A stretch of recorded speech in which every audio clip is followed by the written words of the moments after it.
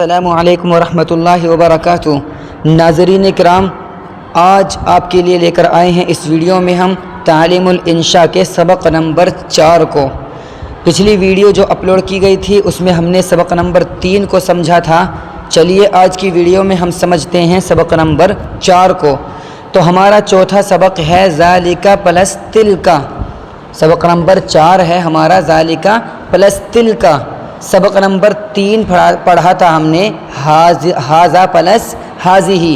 تو سبق نمبر 4 کو جو ہمیں سمجھنا ہے وہ ہمیں سبق نمبر 3 کے ساتھ ملا کر کے سمجھنا ہے۔ 3 کو بھی سامنے رکھیں گے، سبق نمبر 4 کو بھی سامنے رکھیں گے، پھر اس سبق کو ہم سمجھیں گے۔ تو سب سے پہلے اس سبق کو سمجھنے کے لیے ہمیں تھوڑا سا پیچھے چلنا پڑے گا سبق نمبر 3 کی طرف۔ تو سبق نمبر 3 میں ہم جیسے پہنچتے ہیں تو ہم نے دیکھا کہ ہم نے سبق نمبر 3 میں پڑھا تھا ہاذا پلس ہازیہی۔ ہاذا پلس ہازیہی کے اندر 3 باتوں کا خیال رکھا گیا تھا۔ سب سے پہلی بات، ہاذا اور ہازیہی دونوں کا ہی ترجمہ ہوتا ہے یہ۔ دوسری بات، ہاذا پلس ہازیہی دونوں ہی قریب کے لیے آتے ہیں۔ تیسری بات، ہاذا ہازیہی ان میں سے ایک مذکر کے لیے آتا ہے، ایک مؤنث، یعنی ہاذا مذکر کے لیے آتا ہے، ہازیہی مؤنث کے لیے آتا ہے۔ سیم بالکل تینوں باتیں یہی جو ہے یہ سبق نمبر 4 میں بھی ہے، یعنی سبق نمبر 3 میں ہاذا ہازیہی ہے، سبق نمبر 4 میں ذالکا اور تلکا ہے۔ 3 باتیں کس طرح سے ہیں؟ ذالکا اور تلکا دونوں کا ترجمہ ہوتا ہے وہ۔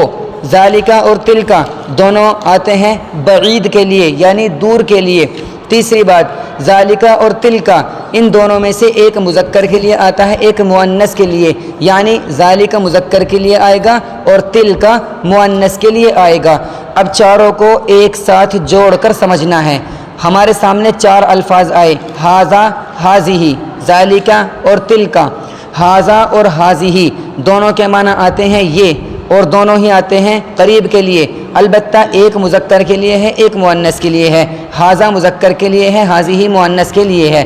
اسی طرح سبق نمبر 4 میں ذالکا اور تلکا، ان میں سے ذالکا اور تلکا دونوں کے معنی آتے ہیں وہ۔ ذالکا اور تلکا دونوں آتے ہیں بعید کے لیے، یعنی دور کے لیے۔ ذالکا اور تلکا ان میں سے ایک آتا ہے مذکر کے لیے، ایک آتا ہے مؤنث کے لیے۔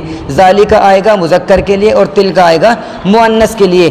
یہ 4 باتیں اپنے ذہن میں آپ کو بٹھا لینی ہیں، کیونکہ اس کتاب میں سبق نمبر 7 تک یہ ہاذا ہازیہی ذالکا تلکا ہی چلیں گے۔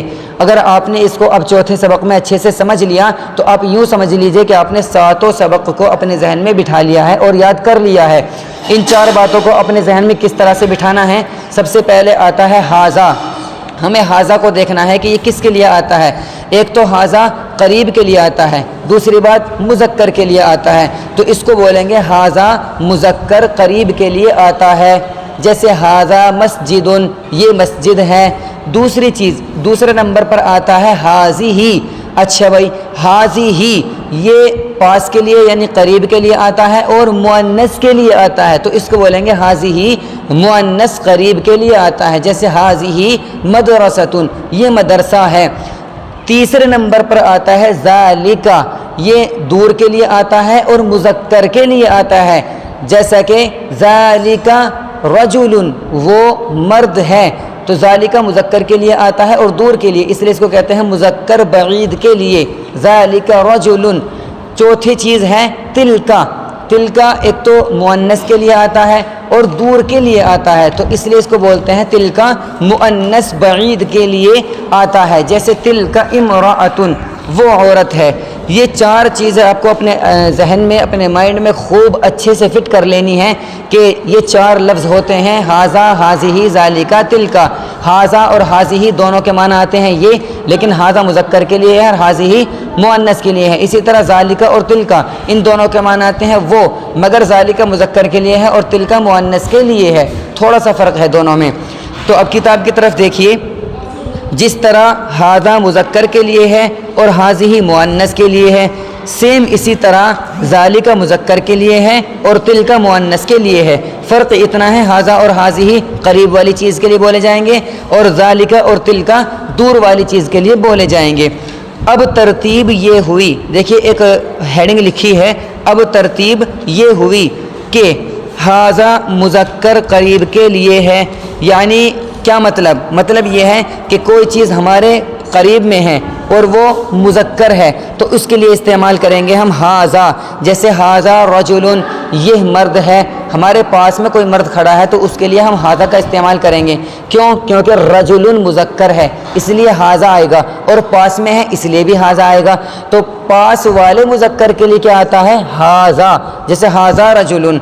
दूसरे नंबर पर है हाज़िही, मुअन्नस करीब के लिए आता है, यानी मुअन्नस लफ्ज़ होना चाहिए और करीब में होना चाहिए, तब उसके लिए हम हाज़िही इस्तेमाल करते हैं। जैसे हाज़िही इमराअतुन, ये औरत है, तो हमारे पास में है औरत और मुअन्नस है इसलिए हाज़िही आएगा, तो पास वाली चीज़ के लिए हाज़िही यूज़ करते हैं। जैसे हाज़िही इमराअतुन, ये औरत है। अब बात करते हैं दूर की। अच्छा, कोई चीज़ दूरी पर है, मुज़क्कर होगी तो क्या यूज़ करेंगे? ज़ालिका, क्योंकि वो दूर है और मुज़क्कर है। तो ज़ालिका मुज़क्कर बईद के लिए आता है। मुज़क्कर यानी मुज़क्कर के लिए, मेल के लिए आता है, और बईद मतलब दूर के लिए। तो कोई चीज़ अगर दूरी पर रखी है तो उसको बोलेंगे मुज़क्कर बईद। तो मुज़क्कर बईद के लिए इस्तेमाल करते हैं ज़ालिका। जैसे ज़ालिका बैतुन, वो घर है, वो से पता चलता है कि दूर है, और बैतुन इसमें गोलता नहीं है इसलिए ये मुज़क्कर है। तो जो मुज़क्कर भी हो और दूर भी हो उसके लिए यूज़ करते हैं हम ज़ालिका। ज़ालिका बईदुन, ज़ालिका बैतुन, वो घर है। चौथे नंबर पर आता है तिलका, ये आता है मुअन्नस बईद, यानी कोई चीज़ दूरी पर भी होनी चाहिए और मुअन्नस भी होनी चाहिए। तो अगर कोई चीज़ दूरी पर भी है, मुअन्नस भी है, तब उसके लिए तिल का यूज़ करेंगे। अगर दूरी पर है, मुज़क्कर है तो ज़ालिका आता है, दूरी पर है और मुअन्नस है तो आएगा तिल का। जैसे तिल का मदीनतुन, वो शहर है, दूर है और मुअन्नस है इसलिए इसके लिए तिल का यूज़ होता है। तिल का मदीनतुन, वो शहर है। तो अब इन चारों बातों को अच्छे से समझना है आपको। हाज़ा मुज़क्कर करीब के लिए आता है, जैसे हाज़ा रजुलन। हाज़िही मुअन्नस करीब के लिए आता है, जैसे हाज़िही इमराअतुन।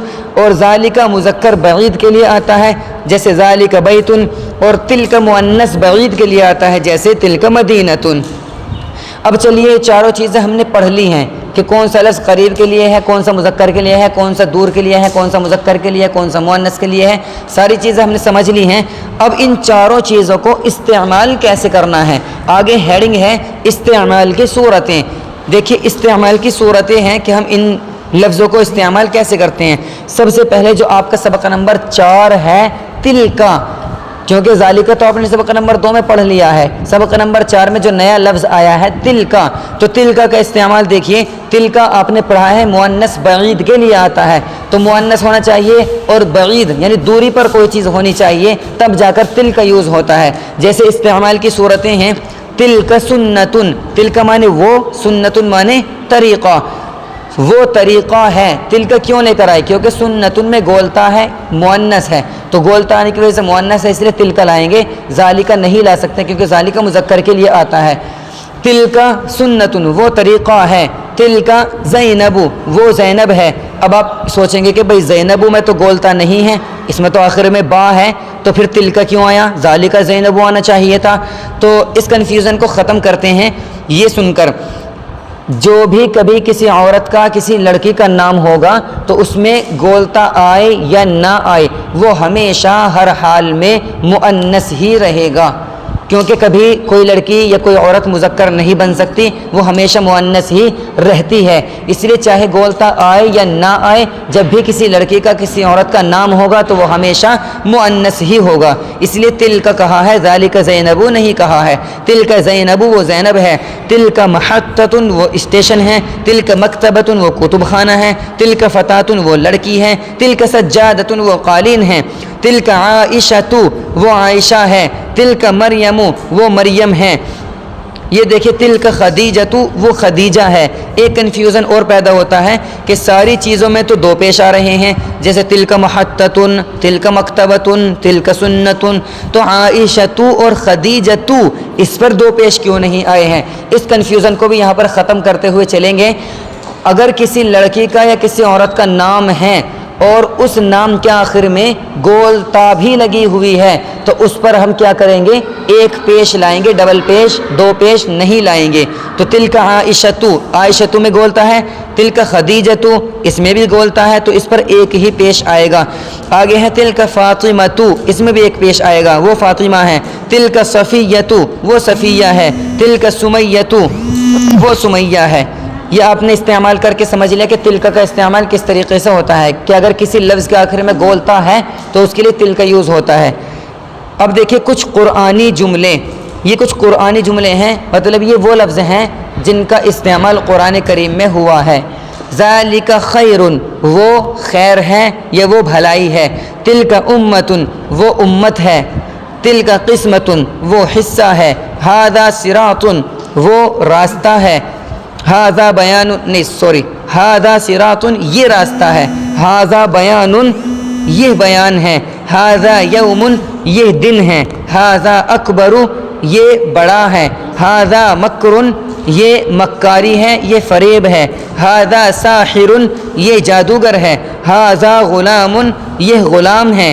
ھذا حلال، یہ حلال ہے۔ وھذا حرام، اور یہ حرام ہے۔ اب آپ یہ سوچ رہے ہوں گے کہ بھائی اس کا ترجمہ ہمیں کیسے پتہ چلے گا؟ آپ نے تو پڑھ دیا، آپ کے تو یاد ہے اس لیے آپ نے پڑھ دیا، ہم کیسے پڑھیں گے؟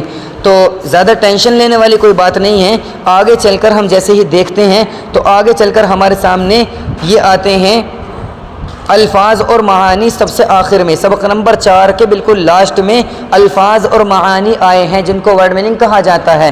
تو اس میں دیکھیں گے آپ الفاظ اور معانی میں یہ تمام کے تمام لکھے ہوئے ہیں میننگ کے ساتھ میں۔ سنت مانے طریقہ، محطت مانے اسٹیشن، فتات مانے لڑکی، سجادت مانے قالین، یہ تمام کے تمام لکھے ہوئے ہیں۔ تو سب سے پہلے آپ نے کیا کرنا ہے؟ سب سے پہلے آپ کو سبق نمبر 4 کے آخر میں جانا ہے اور ان الفاظ اور معانی کو، ان ورڈ میننگ کو یاد کر لینا ہے۔ جب آپ ان کو یاد کر لیں گے تب آپ واپس لوٹ کر کے آئیں گے کچھ قرآنی جملے کی طرف۔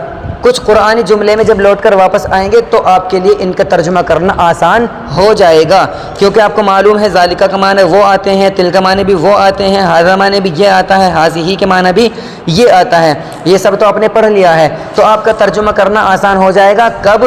جب آپ سبق نمبر 4 کے آخر میں جا کر کے الفاظ اور معانی کو یاد کر لیں گے، اس کے بعد کچھ قرآنی جملوں کو آپ آسانی سے حل کر پائیں گے۔ چلیے اس کے بعد ہمارے سامنے آتی ہے تمرین نمبر 1۔ تمرین نمبر 1 ہے اردو میں ترجمہ کیجئے۔ بہت ایزی ہے، بہت آسان ہے۔ اردو میں ترجمہ کس طرح سے کرنا ہے دیکھیے۔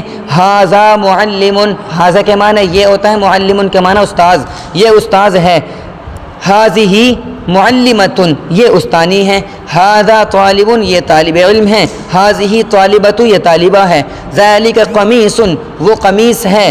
تلک قلنسوۃ، وہ ٹوپی ہے۔ قلنسوۃ کے معنی ٹوپی۔ اس کو نوٹ کر لیں اپنی کاپی میں، یہ اس کتاب میں نہیں آیا ہے، نیا آیا ہے، اس لیے اپنی کاپی میں نوٹ کرتے رہیں ساتھ ساتھ۔ قلنسوۃ کے معنی ٹوپی۔ ھذہ مدینۃ، یہ شہر ہے۔ تلک دولۃ، وہ ملک ہے۔ ھذا نہر، یہ نہر ہے۔ ذالک جبل، یہ بھی نیا لفظ ہے، اس کو بھی اپنی کاپی میں نوٹ کر لیں۔ جبل کے معنی پہاڑ، وہ پہاڑ ہے۔ ھذہ سفینۃ، یہ کشتی ہے۔ سفینۃ نیا لفظ ہے، اس کو اپنی کاپی میں ایڈ کریں، اپنی کاپی میں نوٹ کریں۔ ھذہ سفینۃ، یہ کشتی ہے۔ تلک سیارۃ، وہ کار ہے۔ سیارۃ کے معنی کار، اس کو بھی اپنی کاپی میں لکھ لیں، سیارۃ کے معنی کار۔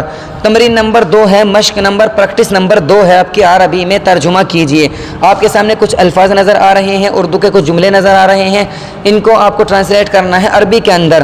اس میں آپ کو ایک بات کا بہت ہی خاص خیال رکھنا ہے، صرف ایک ہی بات کا خیال رکھنا ہے، چونکہ اگر آپ کے سامنے وہ لکھا ہوا ہے تو آپ کو یہ کنفیوژن ہوگا کہ وہ کی عربی ذالکہ بھی آتی ہے اور وہ کی عربی تلکہ بھی آتی ہے، اب ہم کیا لگائیں گے؟ فور ایگزامپل سب سے پہلا لفظ ہے وہ شہر ہے، تو اس کے لیے آپ ذالکہ لائیں گے یا اس کے لیے آپ تلکہ لائیں گے؟ تو اس کو آپ اس کے حل کرنے کے لیے آپ کو کیا کرنا ہے؟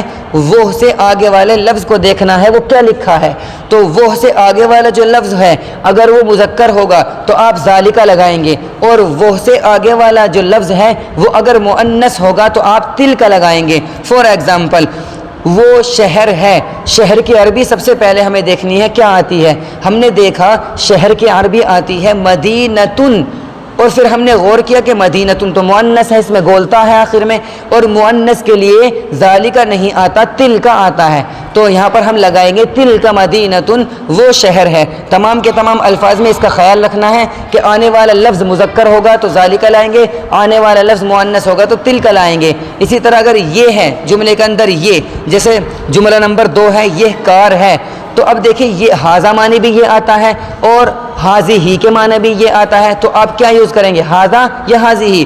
اس کے لیے بھی آپ کو آگے والا لفظ دیکھنا ہے کہ آگے والا لفظ اگر مذکر ہے تو ہاذا یوز کریں گے، آگے والا لفظ مؤنث ہے تو حاضی ہی یوز کریں گے۔ فور ایگزامپل یہ کار ہے، تو کار کی عربی ہمیں دیکھنی ہے کیا آتی ہے، کار کی عربی آتی ہے سیارتن، اس کے آخر میں گول والی تا ہے، تو اسی لیے یہ مؤنث بن گیا۔ جب یہ مؤنث بن گیا تو اب اس کے لیے ہاذا نہیں لا سکتے ہم، چونکہ ہاذا تو مذکر کے لیے آتا ہے، تو اب جملہ بنائیں گے حاذہ سیارتن، یہ کار ہے۔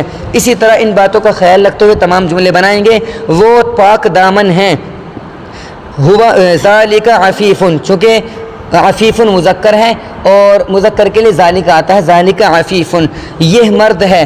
ھذا رجل، حاذہ اس لیے نہیں لے کیونکہ رجل مذکر ہے، وہ عورت ہے۔ تلک امرأۃ، ذالک امرأۃ نہیں کہا کیونکہ امرأۃ مؤنث ہے، اس لیے مؤنث کے لیے تلک آتا ہے، تلک امرأۃ۔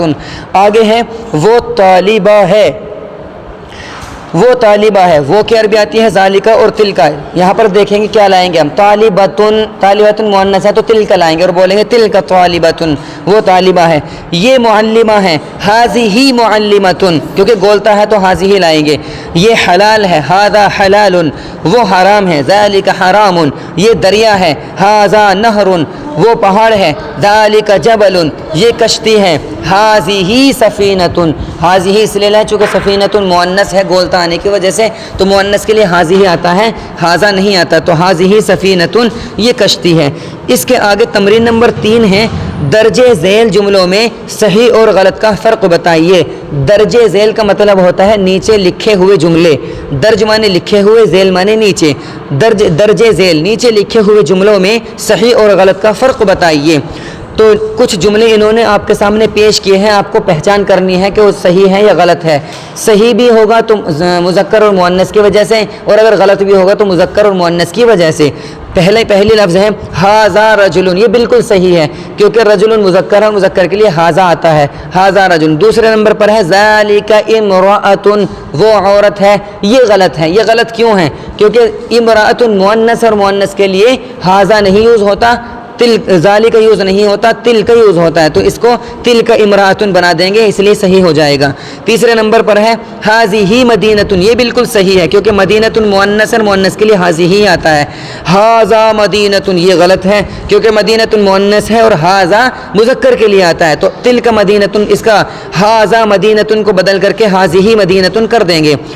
تلک نہر، یہ صحیح ہے یا غلط ہے؟ یہ بالکل غلط ہے کیونکہ نہر میں گولتا نہیں ہے، یہ مذکر ہے، اس لیے تلک لانا غلط ہوگا، یہاں پر ذالک لانا صحیح ہوگا۔ ذالک نہر، تلک کو بدل کر ذالک لائیں گے اور ھذا کو بدل کر ھذہ لائیں گے، چونکہ قریب والا اگر غلط ہوگا تو بدل کر کے قریب والا ہی لائیں گے، اور بعید والا غلط ہوگا تو بدل کر بعید والا ہی لائیں گے۔ یہاں پر تلک غلط ہے تو تلک کی جگہ پر ذالک آتا ہے، ذالک نہر۔ تلک کتاب، یہ بھی بالکل غلط ہے کیونکہ کتاب میں گولتا نہیں ہے، مذکر ہے، تلک مذکر کے لیے نہیں آتا، ذالک مذکر کے لیے آتا ہے، تو ذالک کتاب صحیح ہوگا۔